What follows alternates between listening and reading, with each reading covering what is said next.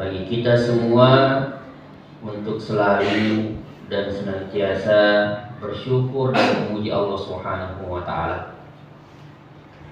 Paling tidak kesyukuran yang kita panjatkan itu disebabkan karena satu doa kita telah terkabulkan. Doa yang selama ini kita panjatkan, yang kita minta kepada Allah Subhanahu wa taala untuk diperjumpakan dengan bulan suci Ramadan. Dan hal itu telah Allah berikan. Yang mana hal ini tentunya tidak dirasakan oleh sebagian saudara kita kaum muslimin lainnya, di mana di antara mereka ada yang telah mendapatkan ajalnya terlebih dahulu. Maka beruntunglah mereka-mereka yang ditetapkan oleh Allah Subhanahu wa taala berkesempatan untuk berjumpa dengan bulan suci Ramadan di tahun ini. Itu kesyukuran yang pertama. Hal yang Allah kabulkan, yang selama ini menjadi pengharapan kita semua, yang semoga kembali Allah Subhanahu wa taala juga menjadikan kita sebagai hamba-hambanya yang terpilih untuk bisa memanfaatkan momentum berjumpa dengan Ramadan ini dengan dimaksimalkannya serangkaian ibadah-ibadah, amal soleh yang disyariatkan Allah Subhanahu wa taala pada bulan yang mulia ini. Sebab tidak semua juga orang yang Allah berikan taufik, yang Allah berikan hidayah untuk bisa memaksimalkan perjumpaannya dengan Ramadan diisi dengan ibadah-ibadah yang berkualitas. Dan harapan berikutnya adalah kita bisa menyelesaikan Ramadan ini sebagai insan yang kemudian diampuni segala dosa-dosa kita oleh Allah Subhanahu wa taala. Mengapa perjumpaan dengan Ramadan ini menjadi satu kesyukuran yang besar? Sebab orang-orang soleh terdahulu, dimulai dari Nabi Shallallahu Alaihi Wasallam, kemudian diikuti para sahabatnya, dan orang-orang soleh setelahnya hingga di akhir zaman ini, semuanya begitu antusias menunggu, menanti-nantikan, merindu-rindukan perjumpaannya dengan bulan suci Ramadan. Bahkan oleh para ulama kita menyebutkan bahwa di antara tolok ukur baik tidaknya keimanan seseorang itu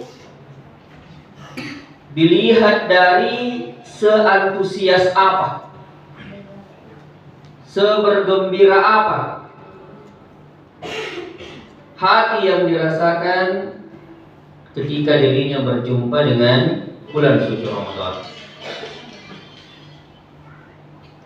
Sebab orang-orang soleh yang kita sebutkan tadi itu memahami dengan baik bahwa di bulan suci Ramadan itu ada satu ibadah, ada satu amalan yang Allah syariatkan kepada kita semua, yang disebut sebagai ibadah yang agung dan mulia. Dan hal yang menunjukkan bahwa ibadah itu agung dan mulia di sisi Allah Subhanahu wa taala, yaitu karena ibadah tersebut tidak hanya diwajibkan, disyariatkan kepada umat Nabi Shallallahu Alaihi Wasallam saja, melainkan juga kepada umat-umat terdahulu sebelum kita, yaitu ibadah puasa. Sebagaimana ayat yang terkenal yang sepanjang tahun kita berjumpa dengan Ramadan, ayat ini sering kita dengarkan. Kata Allah Subhanahu wa taala, ya ayyuhalladzina amanu kutiba alaikumus syiyam kama kutiba alal ladzina min qablikum la'allakum tattaqun.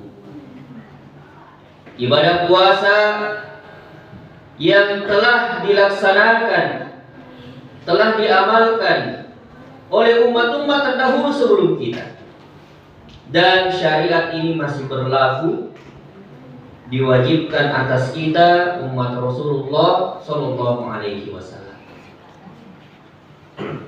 Ibadah puasa yang juga merupakan salah satu dari rukun Islam, yang merupakan parameter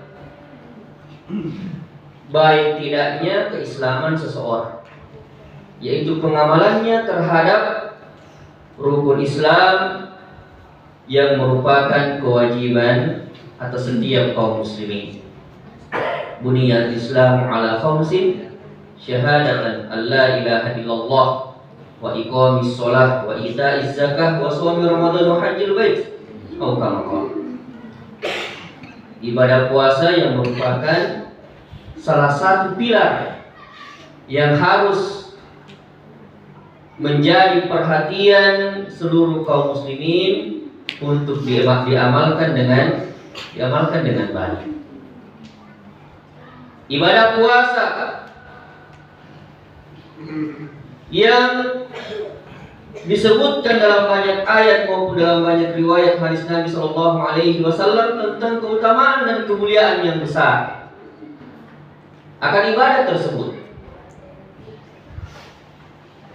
Di antaranya kata Nabi Sallallahu Alaihi Wasallam, "Man shoma Ramadana imanan wa ihtisaban, ghufira lahu ma taqaddama min dhanbihi." Barang siapa yang berpuasa pada bulan Ramadan atas dasar keimanan dan mengharapkan pahala dari Allah Subhanahu wa taala, maka akan diampuni segala dosa-dosanya yang lalu. Maka jamaah sekalian, kira-kira siapakah di antara kita yang tidak membutuhkan pengampunan Allah itu? Sederet gelar yang melekat pada nama kita, segudang prestasi dunia yang kita peroleh, harta yang melimpah ruah yang bergelimang kita miliki, tidak menjadikan orang itu terbebas dari dosa dan kesalahan. Maka kita butuh akan pengampunan Allah Subhanahu wa taala. Apalagi telah divonis oleh Nabi Sallallahu Alaihi Wasallam 14 abad silam bahwa kullu bani Adam khata', setiap anak cucu Adam itu pasti bersalah dan pasti memiliki dosa. Maka dengan ibadah puasa Allah akan mengampuni dosa-dosa kita. Dalam riwayat yang lain Nabi Sallallahu Alaihi Wasallam mengatakan, kullu amali ibni Adam yudha'aful hasanatu asyru amthaliha ila 700 dhi'fin. Wa qala Allah 'azza wa jalla illa as-sawm wa innahu li wa ana ajzi bihi. Kata Nabi Sallallahu Alaihi Wasallam, setiap amalan anak cucu Adam yang dikerjakan itu, kebaikan yang dilakukan itu, berpeluang mendapatkan pahala 10 hingga 700 kali lipat. Namun kata Allah Subhanahu wa taala, kecuali ibadah puasa, sungguhnya puasa itu untukku dan aku yang akan membalasnya, kata Allah. Penjelasan para ulama kita, hal yang menarik dalam hadis ini bahwa amalan-amalan yang lain yang dikerjakan setiap anak cucu Adam itu berpotensi mendapatkan ganjaran pahala yang disebutkan nilainya. Disebutkan nominalnya 10 hingga 700 kali lipat. Sedangkan ibadah puasa Allah mengatakan, aku yang akan membalasnya tanpa menyebutkan angka atau nominal pahala yang akan diperoleh. Hal ini menunjukkan bahwa peluang besar dari ibadah-ibadah puasa yang dilakukan seorang hamba akan mendapatkan pahala yang tak terhingga nilainya di sisi Allah Subhanahu wa taala. Tapi jamaah sekalian, kemudian muncul sebuah pertanyaan yang besar. Pertanyaan yang patut untuk menjadi renungan kita bersama, yaitu apakah secara otomatis orang yang berpuasa itu kemudian akan diampuni dosa-dosanya oleh Allah Subhanahu wa taala ataukah tidak? Apakah secara otomatis orang yang berpuasa itu akan mendapatkan pahala yang tak terhingga nilainya di sisi Allah Subhanahu wa taala ataukah tidak? Maka jawaban dari dua pertanyaan ini tentunya kembali pada kondisi orang yang berpuasa itu. Mengapa demikian ya mas kalian? Sebab ada orang yang mengklaim dirinya telah melaksanakan ibadah puasa, tidak makan, tidak minum sejak terbitnya fajar hingga terbenamnya matahari. Sepanjang harinya melakukan hal itu. Akan tetapi yang dipuasakan hanya tenggorokan dan lambungnya saja. Sangat disayangkan, sebab anggota tubuhnya yang lain tidak turut serta dipuasakan. Lisannya tetap bergibah, tetap mencela, menceritakan aib saudaranya yang lain, berkata dusta. Begitu pula matanya tidak mampu dijaga dari memandang segala perkara yang Allah haramkan, sekalipun dalam kondisi berpuasa. Telinganya, tangannya, kakinya melakukan perbuatan yang tidak Allah senangi. Maka orang yang model puasanya seperti ini terancam oleh apa yang pernah disebutkan oleh Nabi Shallallahu Alaihi Wasallam. Rubba shaimin hadduhu min siyamihi al-ju'u wal atash. Betapa banyak orang yang berpuasa kata Nabi Shallallahu Alaihi Wasallam, akan tetapi tidak mendapatkan pahala sedikit pun dari puasanya itu, kecuali hanya sekedar rasa lapar dan haus saja. Belum lagi pada kondisi yang lain, ada orang yang berpuasa tetapi meninggalkan kewajibannya yang lebih utama, yaitu tidak menunaikan kewajiban sholatnya 5 kali sehari semalam. Padahal sholat itu jamaah sekalian, sholat yang wajib bagi kita 5 kali sehari semalam merupakan kunci diterimanya amal kebaikan yang lain yang kita lakukan semasa hidup di dunia. Kata Rasulullah Shallallahu Alaihi Wasallam, Inna awwala ma yuhasabu bihi al-'abdu yawmal qiyamah min 'amalihi sholatuhu. Sesungguhnya amalan yang paling pertama akan dihisab oleh Allah Subhanahu wa taala pada hari kiamat nanti di setiap hamba-hambanya adalah sholatnya. Jika sholatnya baik, maka seluruh amalnya tercatat sebagai kebaikan dan sebaliknya. Kedua kondisi ini bisa kita katakan puasanya sia-sia. Berbeda dengan orang yang ketika puasanya didasari keimanan kepada Allah, menjaga sholat wajibnya, ikut serta mempuasakan anggota tubuhnya yang lain, Maka hamba yang seperti ini tidak hanya berpeluang mendapatkan pahala yang tak terhingga nilainya, juga tidak hanya akan diampuni dosa-dosanya oleh Allah Subhanahu wa taala, akan tetapi juga